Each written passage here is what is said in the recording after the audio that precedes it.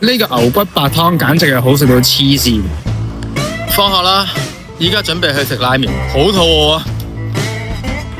就係呢間無限拉麵啊！呢個牛骨白湯簡直係好食到黐線，950 yen，唔知點解去咗韓文，屁屁。我今日就食呢個最基本款，950 yen，但係其實都仲有好多嘅，有啲係麻辣啊、撈麵都有。咁話咁快個麵就嚟到啦，你睇下個湯起晒泡咁就知佢咩料啦，滑到不得之了。你睇下我學咗半年日文而家幾叻，圍裙都識得嗌。